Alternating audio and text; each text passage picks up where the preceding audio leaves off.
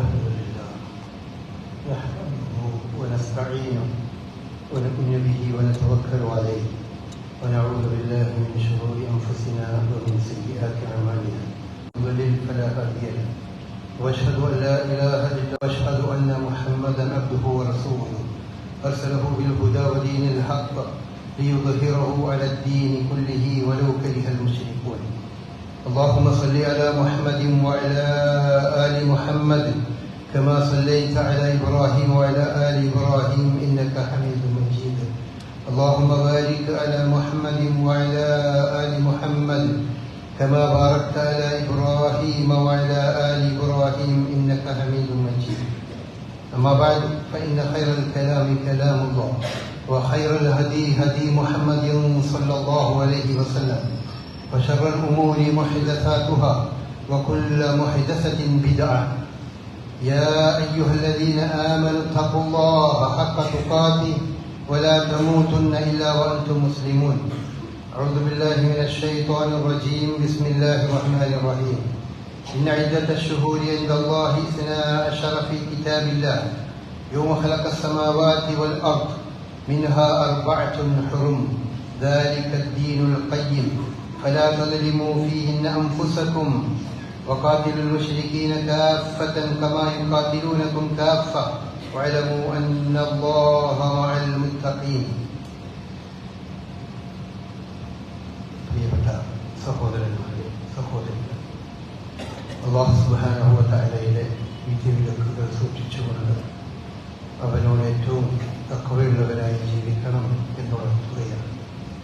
അല്ലാഹുവിൻ്റെ സന്നിധിയിലേക്ക് നമ്മൾ ഓരോരുത്തരും മടക്കപ്പെടുന്ന സന്ദർഭം, നമ്മുടെ മരണവുമായി ബന്ധപ്പെട്ട സന്ദർഭവും കാര്യങ്ങളുമൊക്കെ എപ്പോഴും മനസ്സിൽ ഓർമ്മയുണ്ടാകണമെന്നും അതിനനുസൃതമായി ജീവിതത്തെ സൂക്ഷ്മതയോടെ നയിക്കണമെന്നും ഉണർത്തുകയാണ്.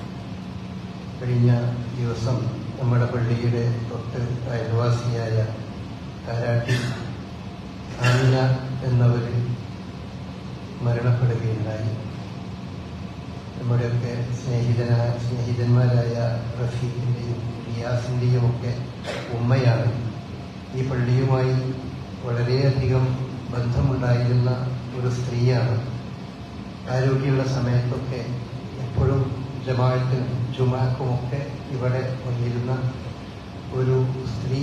അതോടൊപ്പം അസുഖമായ സന്ദർഭങ്ങളിൽ വെള്ളിയാഴ്ച ദിവസം ഈ പള്ളിയിൽ നിന്നുള്ള ഖുതുബ കേൾക്കാനായി ആ സമയം ഒഴിഞ്ഞു വെച്ച് മാറ്റിവെക്കുകയും ഏതെങ്കിലും ദിവസം സ്പീക്കറിനോ മറ്റോ വല്ല പ്രശ്നമുണ്ടെങ്കിൽ എന്നെ വിളിച്ചു പറയും, ഇന്ന് ഖുതുബ കേട്ടില്ല, അല്ലെങ്കിൽ അതിലെന്തെങ്കിലും ഒരു സംശയം ഉണ്ടെങ്കിൽ ആ പറഞ്ഞത് എനിക്ക് മനസ്സിലായിട്ടില്ല എന്ന് പറയുന്ന ഒരു രീതിയിലുള്ള ഒരു സ്ത്രീയായിരുന്നു അവരുടെ ഉപ്പയും അതുപോലെ തന്നെ ഒക്കെ നമ്മുടെ ഈ പ്രസ്ഥാനവും പള്ളിയുമായും കാരാട്ടി ഉസ്മാൻ സാഹിബ് വളരെ അടുത്ത് ബന്ധമുള്ളവരായിരുന്നു. അല്ലാഹു സുബ്ഹാനഹു വ തആല അവരെയും നമ്മയൊക്കെ അവരുടെ ജന്നാത്തുൽ ഫിർദൗസിൽ ഒരുമിച്ച് കൊണ്ടുപോകാൻ.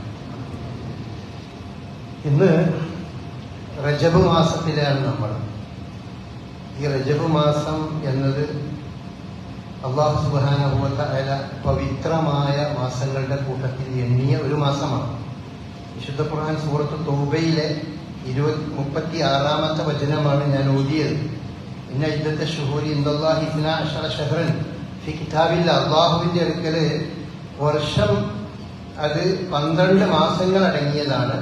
അത് യൗമ ഖലഖ സമാവാതി വൽ അർദ്, ആകാശഭൂമികൾ സൃഷ്ടിച്ച അന്ന് മുതലേ അങ്ങനെ തന്നെയാണ്. മിൻഹ 4 ഹുറും, അതിൽ 4 മാസങ്ങൾ പവിത്ര മാസങ്ങളാണ്. ദാലിക ദീനുൽ ഖയ്യിം, അതാണ് ഋജുവായ മതം. ഫലാ തദ്ലിമൂ ഫീഹിന്ന അൻഫുസകും, ആ പവിത്ര മാസങ്ങളിൽ നിങ്ങളോട് തന്നെ അക്രമം ചെയ്യരുത്. അതാണ് വിശുദ്ധ ഖുർആന്റെ ഇവിടെയുള്ള നിർദ്ദേശം. ഈ പവിത്ര മാസത്തെ പറ്റി റസൂലുള്ളാഹി സ്വല്ലല്ലാഹു അലൈഹി വസല്ലം പറയുകയുണ്ടായി, അസ്സനത്തു 12 ശഹ്റൻ മിൻഹാ 4 ഹുറും, 12-ൽ 4 പവിത്രമാണെന്ന് പറഞ്ഞിട്ട് പറഞ്ഞു. സലാസത്തുൻ മുതവാലിയാത്തുൻ ദുൽഖഅദ വദുൽഹിജ്ജ വൽ മുഹറം. ദുൽഖഅദ, ദുൽഹിജ്ജ, മുഹറം. റജബ് മുദല്ലദി ബൈന ജുമാദ വ ശഅബാൻ, ശഅബാനിന്റെയും ജുമാദൽ ഉഖറയുടെയും മധ്യത്തിലുള്ള റജബ് മാസവും ഇത് റസൂലുള്ളാഹി പറഞ്ഞു. ഇത് റസൂലുള്ളാഹി സ്വല്ലല്ലാഹു അലൈഹി വസല്ലമ പറഞ്ഞിട്ടില്ലെങ്കിൽ ഏതാണ് ഈ 4 മാസം എന്നുള്ളത് നമുക്ക് മനസ്സിലാക്കാനേ സാധ്യമല്ല. കാരണം വിശുദ്ധ ഖുർആനിൽ എവിടെയും ഈ 4 മാസം ഏതാണ് എന്ന് പറഞ്ഞിട്ടില്ല. ഖുർആനിന്റെ കാര്യങ്ങൾ വിശദീകരിക്കുന്നവൻ അത് റസൂലുള്ളാഹി സ്വല്ലല്ലാഹു അലൈഹി വസല്ലമ ആയതുകൊണ്ട് റസൂലുള്ളാഹി അത് നമുക്ക് പറഞ്ഞു തന്നു.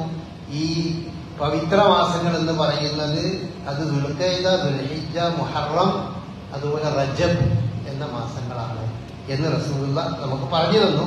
ആ അടിസ്ഥാനത്തിലാണ് നമ്മളത് മനസ്സിലാക്കുന്നത്. അപ്പൊ ഈ റജബ് മാസത്തിന് അല്ലാഹു സുബ്ഹാനഹു വ തആല വിശുദ്ധ ഖുർആനിൽ നമ്മോട് കൽപ്പിക്കുന്ന ഏറ്റവും പ്രധാനപ്പെട്ട ഒരു സംഗതി പറയുന്നത് ഫലാ തദ്ലിമു ഫീഹിന്ന അൻഫുസകും, നിങ്ങൾ നിങ്ങളോട് തന്നെ അതിക്രമം ചെയ്യരുത് ഈ മാസങ്ങളിൽ എന്നാണ്. എന്നാൽ നമ്മൾ പരിശോധിച്ചു നോക്കുകയാണെങ്കിൽ ഈ റജബ് മാസത്തിലാണ് മുസ്ലിങ്ങൾ ഏറ്റവും കൂടുതൽ അവനവനോടും അവനവന്റെ ദീനിനോടും അതിക്രമം ചെയ്യുന്നത് എന്ന് നമുക്ക് കാണാൻ കഴിയും. അതൊരു വിധി വൈപരീത്യം എന്ന് നമുക്ക് പറഞ്ഞാൽ അതിലൊരു തെറ്റില്ല. അതായത് ഏറ്റവും കൂടുതൽ ബിദ്അത്തുകൾ മുസ്ലിം സമൂഹത്തിൽ പ്രചരിപ്പിക്കപ്പെട്ടിട്ടുള്ളതും നടമാടുന്നതും അത് റജബ് മാസത്തിലാണ്. റജബ് മാസത്തെ സംബന്ധിച്ചിടത്തോളം നിങ്ങൾ ഇപ്പോ പണ്ടത്തെ പോലെയൊന്നുമല്ല. അപ്പൊ സോഷ്യൽ മീഡിയ ഒക്കെ എടുത്തു നോക്കിയാൽ ഈ വഅദുകൾ, എത്രയെത്ര വഅദുകൾ, ഓരോ പ്രദേശത്ത് നടക്കുന്ന വഅദുകൾ, അതുപോലെ സോഷ്യൽ മീഡിയയിൽ സ്വന്തമായിക്കൊണ്ട് റജബ് മാസത്തിന്റെ ഒരുപാട് പ്രത്യേകതകൾ, പോരിഷകൾ, അത് ധാരാളം നമുക്ക് കാണാൻ കഴിയും. ഒരുപാട് പല തരത്തിലുള്ള പ്രത്യേകതകൾ, റമദാൻ അതിലുള്ള പ്രത്യേക നോമ്പ്, നമസ്കാരം, അതുപോലെ തന്നെ അതിലെ അമലുകൾക്ക് ഓരോന്നിനുള്ള പ്രത്യേകതകൾ, അതുപോലെ ബർക്കത്ത് നിറഞ്ഞ മാസം, ഇങ്ങനെ ഒരുപാട്. അത് ആ ഭാഗം ശ്രദ്ധിക്കുന്ന ആളുകൾക്ക് അറിയുന്ന ഒരു കാര്യമാണ്. ധാരാളം നമുക്ക് കാണാൻ കഴിയും. പക്ഷെ അതിലുള്ള ഏറ്റവും രസകരമായ സംഗതി എന്താന്ന് വെച്ചാൽ ഈ മാസത്തിൽ യാതൊന്നും അല്ലാഹുവോ റസൂലോ നമുക്ക് പ്രത്യേകമായി ഈ നിർണയിച്ചു തന്നിട്ടില്ല. ഒരു നോമ്പോ അല്ലെങ്കിൽ ഒരു നമസ്കാരം അല്ലെങ്കിൽ ഒരു പ്രത്യേകമായ ദുആയോ ഒന്നും റജബ് മാസത്തിൽ യാതൊന്നുമില്ല. അപ്പൊ യാതൊന്നും അല്ലാഹുവും റസൂലും നിർണയിച്ചു തരാത്ത ഒരു മാസമാണ് ഏറ്റവും കൂടുതൽ പുതിയ പുതിയ കാര്യങ്ങൾ മതത്തിലുണ്ട് എന്ന് നമ്മുടെ സമൂഹത്തിൽ പ്രചരിപ്പിക്കപ്പെടുന്നത്.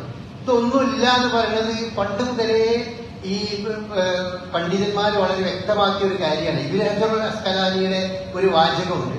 അദ്ദേഹം പറയുന്നത് ലം യരിദ് ഫീ ഫദ്ലി ശഹ്രി റജബ് വലാ ഫീ സിയാമിഹി, റജബ് മാസത്തിന്റെ പ്രത്യേകതയിലോ അതിലെ നോമ്പിനെ പറ്റിയോ വലാ ഫീ സിയാമി മിൻഹു മുഅയ്യൻ, അത് ഏതെങ്കിലും ഒരു നിർണിതമായ നോമ്പിനെ പറ്റിയോ വലാ ഫീ ഖിയാമി ലൈലത്തിൻ മഖ്സൂസത്തിൻ ഫീഹി, അല്ലെങ്കിൽ അതിലേതെങ്കിലും ഒരു രാത്രിയിൽ പ്രത്യേകമായ ഒരു നമസ്കാരത്തെ പറ്റിയോ ഒന്നും വന്നിട്ടില്ല. ഹദീസുൻ സഹീഹുൻ യസ്ഹുൽ ഹുജ്ജ, തെളിവിന് പറ്റുന്ന സഹീഹായ ഒരു ഹദീസും ആ വിഷയത്തിൽ വന്നിട്ടേയില്ല എന്നാണ് പ്രസിദ്ധമായ ശാഫിഈ മദ്ഹബിലൊക്കെ പ്രസിദ്ധമായ പണ്ഡിതൻ ഇബ്നു ഹജറുൽ അസ്ഖലാനി പറഞ്ഞിട്ടുള്ളത്.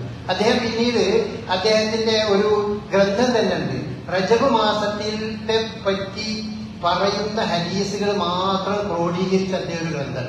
ആ ഗ്രന്ഥത്തിൽ അദ്ദേഹം പറയുന്നത് 21 നബിയുടെ പേരിൽ കറ്റുകെട്ടി ഉണ്ടാക്കിയ ഹദീസും അതുപോലെ 12 ദുർബലമായ ഹദീസുകളും ഈ റജബിന്റെ പോരിശയെ സംബന്ധിച്ച് രേഖപ്പെടുത്തപ്പെട്ടിട്ടുണ്ട്. ഈ കറ്റുകെട്ടിയ ഹദീസും അഥവാ മൗദൂ എന്നാണ് അതിന് പറയുന്നത്. നബി പറഞ്ഞിട്ടില്ല എന്ന് മാത്രമല്ല, നബി പറഞ്ഞു എന്നുള്ളത് നബിയുടെ മേലിൽ കളവായിട്ട് പറഞ്ഞതാണ് എന്ന് വ്യക്തമായ ഹദീസുകൾ. അങ്ങനത്തെ ഹദീസുകളും ദുർബലമായ ഹദീസുകളുമാണ് ഈ വഅദുകളിൽ മുഴുവൻ പണ്ഡിതന്മാര് എന്ന് പറയുന്ന മുസ്ലിയാക്കന്മാര് ധാരാളമായി പ്രയോഗിക്കണം.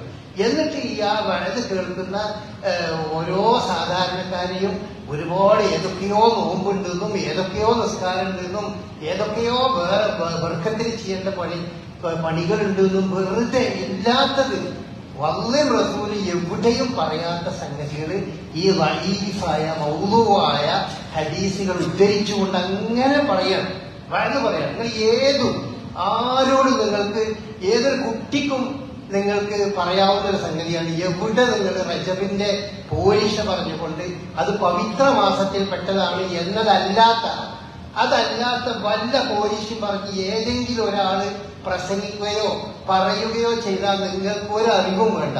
നിങ്ങൾ ധൈര്യമായിട്ട് അവരോട് ചോദിക്കാവുന്നതാണ്. ഈ വിഷയത്തിൽ അല്ലാഹുവിന്റെ റസൂലിൽ നിന്ന് വല്ലതും സഹീഹായി വന്നിട്ടുണ്ടോ, സഹീഹായ വല്ല ഹദീസും ഉണ്ടോ എന്ന് ചോദിച്ചാലും ഉണ്ട് എന്ന് പറയാന് ഒരാൾക്ക് സാധ്യം. കാരണം അത് അത്ര വ്യക്തമായി പണ്ഡിതന്മാരെ രേഖപ്പെടുത്തിയിരിക്കുന്ന ഒരു കാര്യമാണ്. പിന്നെ ഇതില് പ്രത്യേകമായുള്ള പറയുന്ന ബിദ്അത്തുകൾ, പ്രധാനമായ ബിദ്അത്തുകൾ. ഈ ബിദ്അത്തുകൾ എന്ന് പറഞ്ഞാൽ നമ്മൾ എന്താണെന്ന് മനസ്സിലാക്കണം. നമ്മൾ ഓരോ ഖുതുബയിലും പറയുന്നുണ്ട്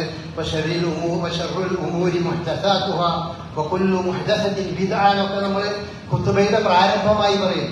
കാര്യങ്ങളിൽ ഏറ്റവും മോശപ്പെട്ട സംഗതി, ഏറ്റവും ഷർറായ സംഗതി അത് ബിദ്അത്തുകളാണ്, മുഹ്ദസാത്തുകളാണ്, മതത്തിൽ പുതുതായി ഉണ്ടാക്കിയതാണ്.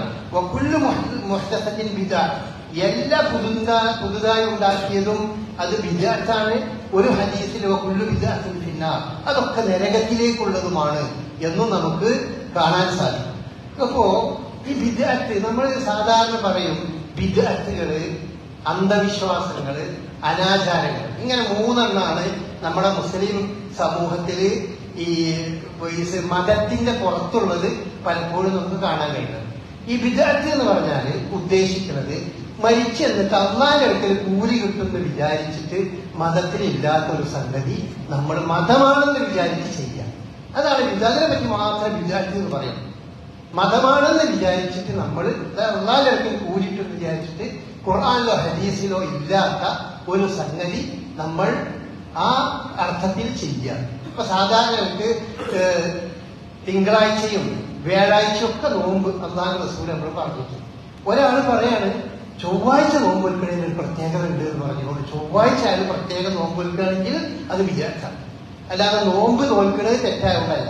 ചൊവ്വാഴ്ചക്ക് ഒരു പ്രത്യേകത അള്ളാഹുവിന്റെ റസൂലും പഠിപ്പിക്കാത്തത് നമ്മൾ കൽപ്പിക്കുക. അപ്പൊ അങ്ങനത്തെ സംഗതി, അപ്പൊ റജബ് മാസത്തിന്റെ സംഗതികളൊക്കെ നടക്കുന്നത് ബിദ്അത്താന്ന് പറയാൻ കാരണം, റജബ് മാസത്തിൽ ഇന്ന സംഗതി ചെയ്താല് നിങ്ങൾക്ക് അള്ളാന്റെ അടുക്കൽ ഇന്ന കൂലി ഉണ്ടാവും, ഇത്ര പ്രത്യേകതകളാണ് ഇത്, ഇസ്ലാം ദീനിൽ അതിന് ഇത്ര പ്രത്യേകത ഉണ്ട് എന്ന് പറയുന്നത് കൊണ്ടാണ് അത് ബിദ്അത്ത് എന്ന് പറയുന്നത്. അപ്പോ അങ്ങനത്തെ സംഗതികൾ മാത്രമാണ് ബിദ്അത്ത് എന്ന് പറയുന്നത്. അത് എപ്പോഴും നമുക്ക് കൂലി കിട്ടുമെന്ന് വിചാരിച്ച് മതത്തിലുള്ളതാണെന്ന് വിചാരിച്ച് ചെയ്യുന്ന സംഗതികളാണ്. ഇപ്പൊ നബിദിനം, അത് ബിദ്അത്താന്ന് പറയാൻ കാരണം, നബിദിനം ആചരിക്കുക, കൊണ്ടാടുക എന്നുള്ളത് അള്ളാഹുവോ റസൂലോ പ്രവാചകന്മാരോ ഇമാമുകളോ താബികളോ ആദ്യകാല മുസ്ലിം അവരാരും തന്നെ മതത്തിൽപ്പെട്ട ഒരു കർമ്മമായി നമുക്ക് പഠിപ്പിച്ചിരുന്നില്ല. അങ്ങനത്തെ ഒരു സംഗതി നമ്മൾ മതത്തിൽപ്പെട്ടതാണ്, അതിന് നമുക്ക് കൂലി കിട്ടും, വർഷോലെടുക്കുന്ന പ്രതിഫലം കിട്ടും എന്ന് വിശ്വസിച്ചിട്ട് നമ്മൾ ചെയ്യുമ്പോൾ അത് ബിദ്അത്ത്. അതാണ് ബിദ്അത്ത്. രണ്ടാമത്തേത് അന്ധവിശ്വാസങ്ങൾ. അന്ധവിശ്വാസങ്ങൾ എന്ന് പറഞ്ഞാല് അത് നമ്മുടെ ഒരു ശാസ്ത്രീയമായ ഒരു എന്തെങ്കിലും ഒരു തെളിവില്ലാത്ത സംഗതികൾ, അല്ലെങ്കിൽ ഖുർആനിലോ ഹദീസിലോ സ്ഥാപിക്കപ്പെടാത്ത ഒരു സംഗതി നമ്മൾ ഉണ്ടാകും എന്ന് വിചാരിച്ചുകൊണ്ട് നമ്മൾ ചെയ്യുമ്പോഴാണ് അത് അന്ധവിശ്വാസമാണ്. അപ്പൊ നമ്മുടെ പല ശകുനങ്ങളും ദുശകുനങ്ങളും വാരഫലങ്ങളും ഇതൊക്കെ അന്ധവിശ്വാസമാണ്. ഇന്ന നക്ഷത്രം അവിടെ ഉണ്ടായാൽ അത് ഇന്നതുണ്ടാവുമ്പോൾ എന്റെ ജീവിതത്തിൽ ഇന്ന ദോഷം ഉണ്ടാവും, ഇന്ന ഗുണം ഉണ്ടാവും എന്നൊക്കെ വിശ്വസിക്കുന്നത് അതിന് ശാസ്ത്രീയമായി എന്തെങ്കിലും അടിത്തറ ഉണ്ടെങ്കിൽ അത് അർത്ഥത്തിൽ അംഗീകരിക്കാം.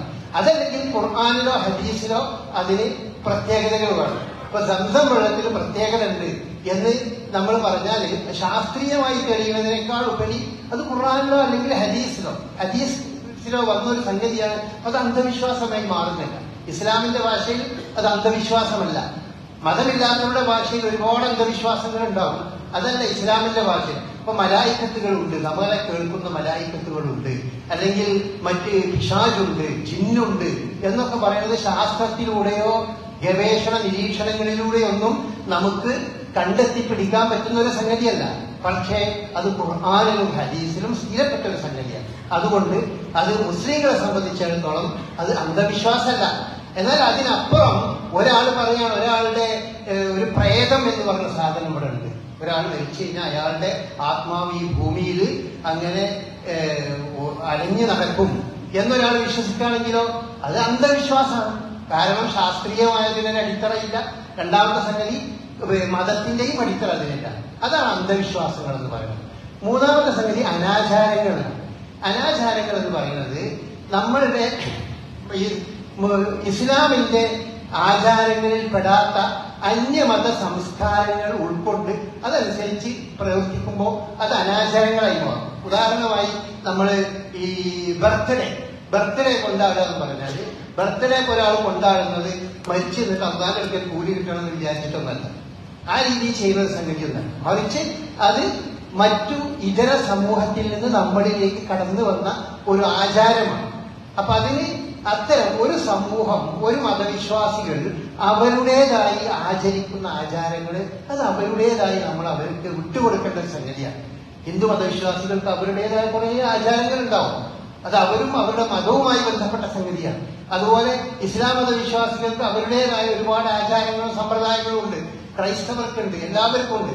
അത് മറ്റു മതങ്ങളുടേത് നമ്മൾ വാരിപ്പുണർന്ന് നമ്മളും അതിന്റെ വക്താക്കളായി നമ്മളത് നടത്തുമ്പോൾ അത് അനാചാരമായി മാറും. ഇങ്ങനത്തെ സംഗതികളാണ് നമ്മൾ മതത്തിൽപ്പെട്ടതല്ല. അന്ധവിശ്വാസങ്ങളും അനാചാരങ്ങളും വിദഗ്ധകളൊന്നും മതത്തിൽപ്പെട്ടതല്ല എന്ന് നമ്മൾ പറയുന്ന സംഗതികൾ അതാണ്. അപ്പൊ ഇങ്ങനത്തെ ഈ വിദഗ്ധത്തിനുള്ള പ്രത്യേകത എന്താണെന്ന് വെച്ചാല് അത് വളരെ അപകടകരമായ സംഗതിയാണ്. കാരണം വിദഗ്ധ് അത് ചെയ്യുന്ന ആളെ സംബന്ധിച്ചിടത്തോളം ഇത് നല്ലതാണെന്നാണ് അയാൾ വിശ്വസിക്കുന്നത്. വിശുദ്ധ ഖുർആൻ പറഞ്ഞിട്ടുള്ള അഫമൻ സുയ്യിന ലഹു സൂഉ അമലി, ഒരു മനുഷ്യൻ അയാളുടെ ചീത്തയായ പ്രവൃത്തികൾ അയാൾക്ക് നല്ലതായി തോന്നിക്കപ്പെടുന്നു. പിശാച് അവരെ തോന്നിക്കുന്നത് നല്ലതാണ്. ഫറആഹു ഹസനൻ, അപ്പൊ അയാൾ അത് നല്ലതാണെന്ന് വിചാരിക്കും.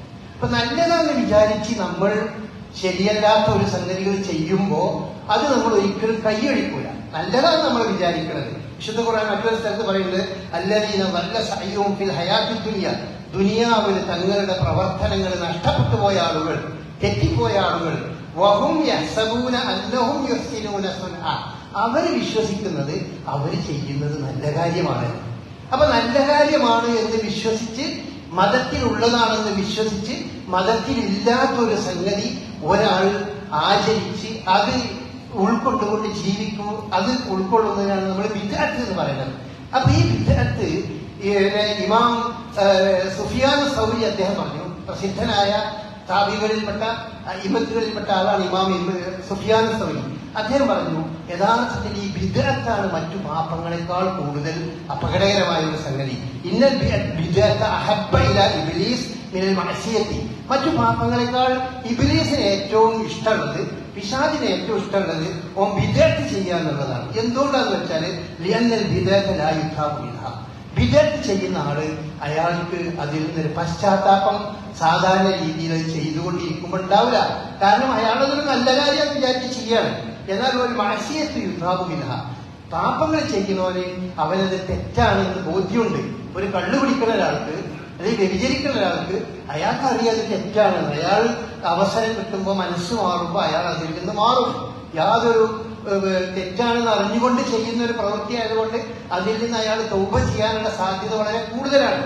എന്നാൽ ഒരു സംഗതി ഈ വ്യഭിചരം കഴിക്കുന്ന ഒരാളെ സംബന്ധിച്ചിടത്തോളം ഇത് അള്ളാന്റെ അടുക്കൽ കൂലി കിട്ടുന്ന ഒരു സംഗതിയാണ്, നല്ലതാണ് എന്ന് വിചാരിച്ച് അയാൾ ചെയ്യുമ്പോൾ അയാൾ അതിൽ നിന്ന് തൗബ ചെയ്തു വരാനുള്ള സാധ്യത വളരെ കുറവാണ്. അതുകൊണ്ടാണ് ഇമാം സൗരി പറഞ്ഞത് ഇബ്ലീസിന് ഏറ്റവും ഇഷ്ടം മറ്റു പാപങ്ങളെക്കാൾ കൂടുതൽ ഈ ബിദ്അത്തുകളാണ് എന്ന് പറയുന്നത്. അപ്പൊ ഇത് നമ്മളെ വളരെ ശ്രദ്ധിക്കേണ്ട സംഗതിയാണ്. ദീനുമായി പറഞ്ഞു വരുന്ന കാര്യങ്ങൾ അത് വിശുദ്ധ ഖുർആന്റെയും അതുപോലെ സഹീഹായ ഹദീസുകളുടെയും ബാക്കപ്പ് അതിൻ്റെ അത് കൃത്യമായതിനുണ്ടാകണം. ഈ റജബിന്റെ കാര്യത്തിലുള്ള സംഗതി അതൊന്നുമില്ല. അതിൽ പെട്ടതാണ് സ്വലാത്തുർ റഗായിബ് എന്ന് പറഞ്ഞ ഈ വെള്ളിയാഴ്ച രാവിലെ ഒന്നാമത്തെ റജബ് മാസം ഒന്നാമത്തെ വെള്ളിയാഴ്ച രാവിലെ സ്വലാത്തുർ റഗായിബ് എന്ന് പറഞ്ഞ ഒരു നമസ്കാരം, ഒരു പ്രത്യേകമായ നമസ്കാരം. ആ നമസ്കാരത്തിന് ഇന്ന പ്രത്യേകതകൾ ഉണ്ട് എന്നൊക്കെയാണ് പറയാം. അങ്ങനെ ഒരു സംഭവം അല്ലാഹുവിന്റെ റസൂൽ പറഞ്ഞിട്ടില്ല. എന്ന് മാത്രമല്ല അതിനെ സംബന്ധിച്ചിടത്തോളം ശാഫിഈ മദ്ഹബിലെ ഏറ്റവും പ്രസിദ്ധനായ പണ്ഡിതൻ ഇമാം നവവി പറഞ്ഞത് ഹിയ ബിദ്അത്തുൻ ഖബീഹത്തുൻ മുൻകറത്തുൻ അശദ്ദൽ ഇൻകാർ, വളരെ മോശപ്പെട്ട, എന്തുകൊണ്ടും നമ്മൾ വിലക്കേണ്ട, ഒരിക്കലും ചെയ്യാൻ പാടില്ലാത്ത ഒരു ബിദ്അത്താണത്. മുസ്തമിലത്തുൻ അലാ മുൻകറാത്തിൻ, ഒരുപാട് അനാവശ്യങ്ങൾ ഉൾക്കൊള്ളുന്ന ഒരു സംഗതിയാണ്. അതുകൊണ്ട് അത് ചെയ്യുന്ന ആളുകളെ അതിൽ നിന്ന് ചെയ്യരുതെന്ന് ഉപദേശിക്കണം. അത് ചെയ്യുന്ന ആളുകളെ നമ്മൾ ആ രീതിയിൽ തന്നെ ഉണർത്തേണ്ടതുണ്ട് എന്ന് പറയും. ഏത് ഈ വെള്ളിയാഴ്ച, ഒന്നാമത്തെ വെള്ളിയാഴ്ച രാവിലെ ചെയ്യണം എന്ന് പറയാൻ ഈ നമസ്കാരത്തെ പറ്റി നിങ്ങൾ സോഷ്യൽ മീഡിയയിൽ നമ്മളുടെ പണ്ഡിതന്മാരായ ആളുകൾ പറയുന്നത് നിങ്ങളൊന്ന് വായിച്ചു നോക്കൂ. അവരുടെ യൂട്യൂബിൽ പോയി നോക്കുകയാണെങ്കിൽ ഈ നമസ്കാരത്തിന്റെ ഒരു പ്രത്യേകതയും പോരിശയും കൊണ്ട് പറഞ്ഞിട്ട് ആ രീതി പറയാണ് യഥാർത്ഥത്തില്. അതുപോലെ ചില ആളുകൾ ഈ റജബ് മാസത്തിൽ ഉംറ ചെയ്യുന്നതിന് പ്രത്യേകത ഉണ്ട് എന്നാണ് വിചാരിക്കുക. എന്നാൽ അങ്ങനെ യാതൊരു ഉംറയും ചെയ്യുന്നതിന് ഒരു പ്രത്യേകതയില്ല. അള്ളാഹുവിന്റെ റസൂല് റജബ് മാസത്തിൽ ഒരു ഉംറയും ചെയ്തിട്ടില്ല. ഒരു ഉംറയും അള്ളാഹുവിന്റെ റസൂല് ചെയ്തിട്ടില്ല. അള്ളാഹുവിന്റെ റസൂല് ഒരു ഉംറക്ക് എന്തെങ്കിലും പ്രത്യേകത പറഞ്ഞിട്ടില്ല. ഉംറക്ക് ഏതെങ്കിലും സമയത്തിന്റെ പ്രത്യേകത പറഞ്ഞിട്ടുണ്ടെങ്കിൽ അത് റമദാൻ മാസത്തിലെ ഉംറക്ക് വേണ്ടി മാത്രം. റമദാൻ മാസത്തിൽ ഉംറക്ക് പ്രത്യേകതയുണ്ട്, അത് കൂടുതൽ പ്രതിഫലമുണ്ട്. അത് റസൂലുള്ളാഹി സ്വല്ലല്ലാഹു അലൈഹി വസല്ലം അതിനെപ്പറ്റി ഹജ്ജ് ചെയ്യുന്നവരുടെ പ്രതിഫലം റമദാൻ മാസത്തിലെ ഉംറക്കുണ്ട് എന്ന് റസൂലുള്ളാഹി സ്വല്ലല്ലാഹു അലൈഹി വസല്ലം പറഞ്ഞു. ഇതല്ലാതെ വേറൊരു സമയത്തുള്ള ഉംറക്കും പ്രത്യേകിച്ച് യാതൊരു പ്രതിഫലവും ഇല്ല. നബി സല്ലല്ലാഹു അലൈഹി വസല്ലം ഈ റമദാൻ മാസത്തിൽ, ഈ റജബ് മാസത്തിൽ ഉംറ നിർവഹിച്ചിട്ടുമില്ല. നബി സല്ലല്ലാഹു അലൈഹി വസല്ലം ആകെ നിർവഹിച്ചത് 4 ഉംറയാണ്. അതിലൊന്ന് ഹജ്ജത്തുൽ വദാഇന്റെ സന്ദർഭത്തിൽ, ദുൽഹിജ്ജ മാസത്തിലാണ് ഹജ്ജത്തുൽ വദാഇന്റെ സന്ദർഭത്തിൽ. ബാക്കിയുള്ളതൊക്കെ ദുൽഖഅദ മാസത്തിലാണ്. ഹിജ്റ 6-ാം വർഷവും ഹിജ്റ 7-ാം വർഷവും ഹിജ്റ 8-ാം വർഷവും 3 ഉംറകൾ റസൂലുള്ളാഹി നിർവഹിച്ചിട്ടുണ്ട്. ആ 3 ഉംറകളും അത് ദുൽഖഅദ മാസത്തിലായിരുന്നു. പിന്നെ ഒന്ന് ദുൽഹിജ്ജ മാസത്തിൽ ആ രീതിയിൽ അങ്ങനെയാണ് നിർവഹിച്ചിട്ടുള്ളത്. അതും ദുൽഖഅദ അവസാനത്തിൽ റസൂലുള്ളാഹി അതിന്റെ അവസാനത്തിലാണ് ഉംറക്ക് വേണ്ടി പുറപ്പെട്ടിട്ട് വന്നിട്ടുള്ളതൊക്കെ. അപ്പൊ ഏതായാലും റജബ് മാസത്തിൽ അള്ളാഹുവിന്റെ റസൂൽ ഉംറ ചെയ്തിട്ടില്ല, അതിലെന്തെങ്കിലും പ്രത്യേകത ഉണ്ട് എന്ന് പറഞ്ഞിട്ടില്ല. അതുകൊണ്ട് റജബ് മാസത്തിലെ ഉംറയുടെ പ്രത്യേകതകൾ പറഞ്ഞുകൊണ്ടുള്ള വല്ല ഹദീസുകളും പ്രസംഗങ്ങളും കേട്ടാൽ നിങ്ങൾ ഉടൻ മനസ്സിലാക്കിക്കൊള്ളണം, ഇത് കടുത്ത തെറ്റാണ്, ഇത് യാതൊരു പ്രത്യേകതയില്ല.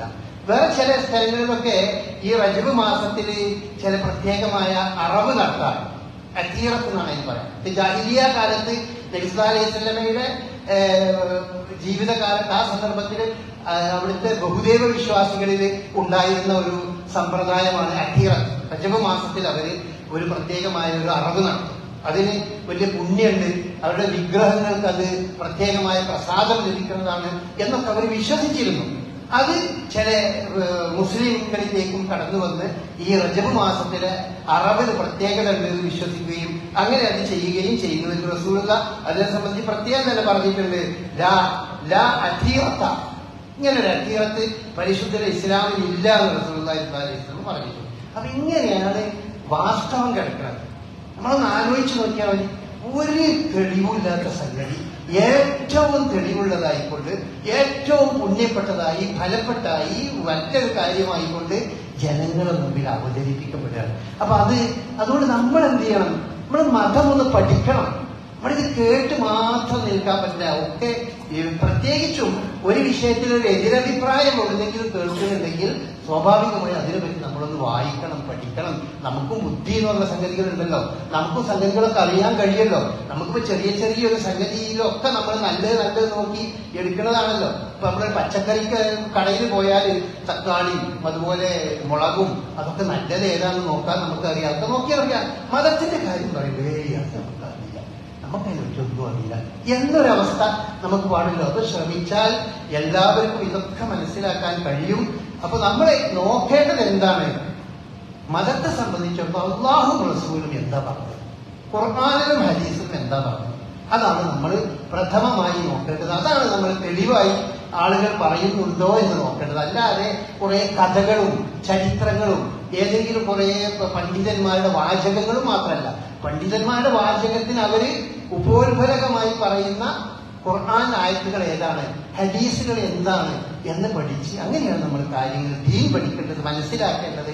അതുകൊണ്ട് ഇത്തരം വിദ്യാർത്ഥികൾ നമ്മളുടെ സമൂഹത്തിൽ നിന്നും, നമ്മുടെ വീട്ടിൽ നിന്നും, കുടുംബത്തിൽ നിന്നും ഒക്കെ ഇങ്ങനത്തെ കാസറ്റുകളൊക്കെ കേൾക്കുമ്പോൾ, പ്രസംഗങ്ങൾ കേൾക്കുമ്പോൾ, വീഡിയോസ് നമ്മൾ കാണുമ്പോൾ അപ്പോൾ നമ്മൾ മനസ്സിലാക്കിക്കൊള്ളുക, റജബ് മാസത്തിന്റെ പ്രത്യേകത പറയുന്നതുണ്ടോ, അത് വൈഫ് അങ്ങനെ ഒരു സംഭവമേ ഇല്ല നമ്മൾ മനസ്സിലാക്കണം. അല്ലാഹു അനുഗ്രഹിക്കുമാറാകട്ടെ.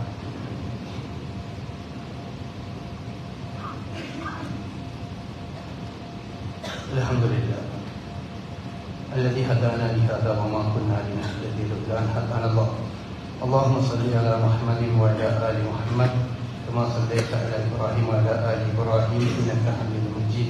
ആ കൂട്ടത്തിൽ നമ്മൾ മനസ്സിലാക്കേണ്ട ഒരു സംഗതിയാണ്, ഈ വെള്ളിയാഴ്ച വളരെ പ്രത്യേകതകളുള്ള ദിവസമാണ്. വെള്ളിയാഴ്ച ദിവസങ്ങളിൽ ഏറ്റവും പുണ്യപ്പെട്ട ദിവസം എന്ന് പറയുന്നത് വെള്ളിയാഴ്ചയാണ്. അതിൽ റസൂലുള്ളാഹി സ്വല്ലല്ലാഹു അലൈഹി വസല്ലം കുറേ പ്രത്യേകതകൾ പറഞ്ഞിട്ടുണ്ട് എന്നതുകൊണ്ട് അപ്പൊ നമുക്ക് സ്വാഭാവികമായിട്ട് തോന്നും നല്ല പ്രത്യേകതകളുള്ള ദിവസമാണല്ലോ വെള്ളിയാഴ്ച. അപ്പൊ ആ വെള്ളിയാഴ്ച നമ്മൾ എന്തെങ്കിലും ഒരു കാര്യം ചെയ്താൽ അതിന് പ്രത്യേകമായ പുണ്യമുണ്ട് എന്ന് നമ്മൾ വിചാരിക്കും. അങ്ങനെ പ്രത്യേകത പുണ്യം ഉണ്ടെന്നുണ്ടെങ്കിൽ അത് അതിന് നമുക്ക് പ്രമാണം വേണം. റസൂലുള്ളാഹി സ്വല്ലല്ലാഹു അലൈഹി വസല്ലം പറഞ്ഞത് വെള്ളിയാഴ്ചക്ക് മാത്രം നിങ്ങൾ അങ്ങനെ ഒരു സമ്പ്രദായം ഉണ്ട്, വെള്ളിയാഴ്ച നോമ്പ് വയ്ക്കുക, അല്ലെങ്കിൽ വെള്ളിയാഴ്ച രാവിലെ നമ്മൾ എന്തെങ്കിലും ഒരു സംഗതി ചെയ്യുക. അത് നല്ല കാര്യമുള്ള സംഗതിയാണ്, ഏറ്റവും വെള്ളിയാഴ്ച രാവാണ് നല്ലത്. പക്ഷെ റസൂലുള്ളാഹി സ്വല്ലല്ലാഹു അലൈഹി വസല്ലം പറഞ്ഞു ലാ തഖ്തസ്സു ലൈലത്തൽ ജുമുഅത്തി ബിഖിയാമിൻ മിൻ ബൈനിൽ ലയാലി, മറ്റു രാത്രികളിലൊന്നും ചെയ്യാത്ത ഒരു പുണ്യകർമ്മം അത് നിങ്ങൾ വെള്ളിയാഴ്ച രാവിലെ ചെയ്യുക എന്ന ഒരു രീതി ഉണ്ടാകരുത്. നിങ്ങൾ പ്രത്യേകത കൽപ്പിക്കരുത്, വെള്ളിയാഴ്ച രാവിലെ പ്രത്യേകത കൽപ്പിക്കരുത് മറ്റു രാവുകളിൽ നിന്ന്. വലാ തഖുസ്സു യൗമൽ ജുമുഅത്തി ബിസിയാമിൻ ബൈനൽ അയ്യാം, അതുപോലെ വെള്ളിയാഴ്ച ദിവസം മറ്റു ദിവസങ്ങളിൽ നിന്നൊക്കെ വ്യത്യസ്തമായി നിങ്ങൾ നോമ്പിന് തെരഞ്ഞെടുക്കുകയും ചെയ്യരുത്. നോമ്പിന് തെരഞ്ഞെടുക്കുകയാണെങ്കിൽ അത് തിങ്കളാഴ്ചയും വ്യാഴാഴ്ചയാണ് ദിവസം തിരഞ്ഞെടുക്കാണ്. അതാണ് അതിലെ റസൂലുള്ള പഠിപ്പിച്ചിട്ടുള്ളത്. അപ്പൊ ഏറ്റവും നല്ല ദിവസം വെള്ളിയല്ലേ, അപ്പൊ എന്നാ വെള്ളിയാഴ്ചയല്ലേ നോമ്പ് വെക്കാൻ നല്ലത്, വെള്ളിയാഴ്ചയല്ലേ ഇത് ചെയ്യാൻ നല്ലത്? അങ്ങനെ ചിന്തിക്കണ്ട. അതൊക്കെ അള്ളാഹുവും റസൂലും നിർണയിക്കുന്നതാണ്. അതുകൊണ്ട് റസൂലുള്ള പറഞ്ഞത് വെള്ളിയാഴ്ച നോമ്പ് നിങ്ങൾ പ്രത്യേകമായി ചെയ്യരുത്.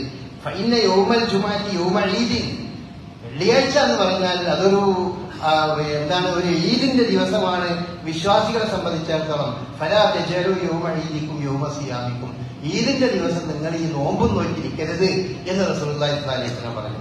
എന്നാൽ റസൂലുള്ള അതോടൊപ്പം പറഞ്ഞു ഇല്ലാ യകൂന ഫീ സൗമി യസൂമു അഹദുക്കും, ഒരാൾ സാധാരണ മറ്റു പ്രത്യേകതകളും കൽപ്പിക്കാതെ തന്നെ ഒന്നരാളെ നോമ്പ് നോക്കുന്ന ഒരാളാണെന്ന് വിചാരിച്ചോ, ഒന്നരാളെ നോമ്പ് നോക്കണം, 2 ദിവസം കഴിഞ്ഞാൽ നോമ്പ് നോക്കേണ്ടത്, ആ 2 ദിവസം കഴിഞ്ഞ് വരുന്നത് വെള്ളിയാഴ്ച ആണെങ്കിലോ വിനോദമില്ല, നിങ്ങൾക്ക് നോമ്പ് നോൽക്കാം. അതല്ല, വെള്ളിയാഴ്ച നിങ്ങൾ ഒറ്റയ്ക്ക് നോമ്പ് നോൽക്കരുത്. ചെയ്താലും ഇല്ല തസൂമോ കബുലഹു യോമനോ വലഹു യോമൻ, വെള്ളിയാഴ്ച നോമ്പ് നോൽക്കുകയാണെങ്കിൽ ഒന്നുകിൽ ശനിയാഴ്ചയും കൂടി നോക്കണം, അല്ലെങ്കിൽ നിങ്ങൾ വ്യാഴാഴ്ചയും കൂടി നോക്കണം. അപ്പൊ അങ്ങനെ നമ്മളുടെ ഒരു ചിന്ത പോലെയല്ല മതത്തിലെ കാര്യങ്ങൾ എന്ന് പറയുന്നത്. നമ്മൾ ചിന്തിക്കുകയാണെങ്കിൽ അങ്ങനെയാണല്ലോ ചിന്തിക്കുക, ഏറ്റവും നല്ല ദിവസം വെള്ളിയാഴ്ച, അപ്പൊ ഏറ്റവും നല്ല ദിവസത്തിൽ ഏറ്റവും നല്ല കാര്യങ്ങൾ ചെയ്യണം എന്നാണല്ലോ പറയാം. അങ്ങനെയല്ല ചിന്തിക്കേണ്ടത്. മതം എന്ന് പറയുന്നത് അത് പൂർണ്ണമായും അത് പറയാനും അതിൽ ആരാധനകൾ നിർണയിച്ചു തരാനും ഉള്ള അവകാശം അത് അല്ലാഹുവിനും റസൂലിനും. അള്ളയും റസൂലും പറഞ്ഞതിന്റെ അപ്പുറത്തേക്ക് നമുക്ക് അതിലേക്ക് പോകാൻ നമ്മുടെ യുക്തി കൊണ്ട് അങ്ങനെയാകണം ഇങ്ങനെയാകണം എന്ന് പറഞ്ഞുകൊണ്ട് ആരാധനകൾ നിർണയിക്കാനുള്ള ഒരു അവസരവും നമുക്കില്ല. ആ രീതിയിൽ കൃത്യമായി തന്നെ നമ്മൾ ദീനിനെ മനസ്സിലാക്കണം. അല്ലാഹു സുബ്ഹാനഹു വ തആല അനുഗ്രഹിക്കുമാറാകട്ടെ. നമ്മിൽ നിന്ന് വന്നു പോകുന്ന പാപങ്ങൾ ചെറുതും വലുതുമായ കാര്യങ്ങളൊക്കെ അല്ലാഹു നമുക്ക് പുറത്ത് മാറ്റമാകട്ടെ. നമ്മുടെ സ്കൂളിൽ നിന്നുള്ള 2 കുട്ടികൾ 10ാം ക്ലാസ്സിലെ 2 കുട്ടികൾക്ക് അടുത്ത ദിവസത്തിൽ അവർ ഒരു ആക്സിഡന്റിൽ പെട്ടു. അതിലൊരു കുട്ടിയുടെ കാര്യം കുറച്ചുകൂടി സീരിയസ് ആണ്. അപ്പോൾ അവർക്ക് വേണ്ടി പ്രാർത്ഥിക്കണം എന്ന് നമ്മളോട് ആവശ്യപ്പെട്ടു. നമ്മൾ പ്രാർത്ഥിക്കണം. അതുപോലെ തന്നെ വേറെയും ചില ആളുകൾ അവരുടെ അടുത്ത ബന്ധുക്കളായ ആളുകൾക്ക് വേണ്ടി പ്രത്യേകമായി പ്രാർത്ഥിക്കണം. രോഗികളായി ഈ ഹോസ്പിറ്റലിലും മറ്റുമൊക്കെ രോഗികളായി കിടക്കുന്ന ആളുകളുണ്ട്, അവർക്ക് വേണ്ടി പ്രാർത്ഥിക്കണമെന്ന് നമ്മോട് ആവശ്യപ്പെട്ടിട്ടുണ്ട്. അല്ലാഹു സുബ്ഹാനഹു വ തആല നമ്മോട് പ്രാർത്ഥിക്കാൻ ആവശ്യപ്പെട്ട ആ ആളുകൾക്കൊക്കെ അവൻ്റെ മഹത്തായ ഫദ്ൽ കൊണ്ട്, അവൻ്റെ അനുഗ്രഹം കൊണ്ട് മനസ്സിന് സമാധാനവും ശരീരത്തിന് സൗഖ്യവും ജീവിതാന്ത്യം വളരെ സന്തോഷകരമായ രീതിയിൽ പരലോകത്തിൽ പ്രതിഫലാർഹമായ രീതിയിൽ അതിനെ ഒരു നല്ല അവസരമായി അല്ലാഹു സുബ്ഹാനഹു വ തആല അതിനെ ആ രീതിയിൽ പരിവർത്തിപ്പിക്കുമാറാകട്ടെ. അല്ലാഹു മരണം വിധിച്ചവർക്ക് അല്ലാഹു സുബ്ഹാനഹു വ തആല അവൻ്റെ എല്ലാ അനുഗ്രഹങ്ങളും നൽകിക്കൊണ്ട് അവൻ്റെ പക്കൽ നിന്നുള്ള പാപമോചനം നൽകിക്കൊണ്ട് അവരെ സന്തോഷത്തോടു കൂടി ഈ ലോകത്തു നിന്ന് യാത്രയാകുന്ന അവസരം ഉണ്ടാകണം. അതുപോലെ തന്നെ അല്ലാഹു സുബ്ഹാനഹു വ തആല ഇവിടെ ജീവിക്കണം എന്ന് തീരുമാനിച്ചവർക്ക് അവരുടെ രോഗം എത്രയും പെട്ടെന്ന് സുഖപ്പെട്ടുകൊണ്ട് സന്തോഷത്തോടെ വളരെ സൗഖ്യമായി, ശാരീരികവും മാനസികവുമായ സൗഖ്യമായി കൊണ്ട് ജീവിതം മുന്നോട്ട് നയിക്കാനും നമ്മോടൊപ്പം ചേരാനും നമ്മുടെ കൂടെ ഉണ്ടാകുന്നതിനും എല്ലാമുള്ള തൗഫീഖ് അല്ലാഹു സുബ്ഹാനഹു വ തആല പ്രദാനം ചെയ്യുന്നതാണ്. റബ്ബനാ ഹബ് ലനാ മിൻ അസ്വാജിനാ വ ദുർരിയ്യാതിനാ ഖുർറത അയ്യുൻ വജഅൽനാ ലിൽ-മുത്തഖീന ഇമാമാ. اللهم أعز الإسلام والمسلمين وأذل الشرك والمشركين. اللهم اغفر للمؤمنين والمؤمنات والمسلمين والمسلمات الأحياء منهم والأموات إنك مجيب الدعوات يا قاضي الحاجات. اللهم أجرنا من النار، اللهم أجرنا من النار، اللهم أجرنا من النار. اللهم يا مقلب القلوب ثبت قلوبنا على الإيمان والتقوى. اللهم يا مقلب القلوب ثبت قلوبنا على الإسلام. ربنا آتنا في الدنيا حسنة وفي الآخرة حسنة وقنا عذاب النار. ربنا تقبل منا إنك أنت السميع العليم وتب علينا إنك أنت التواب الرحيم. وآخر دعوانا الحمد لله رب العالمين وصلى الله على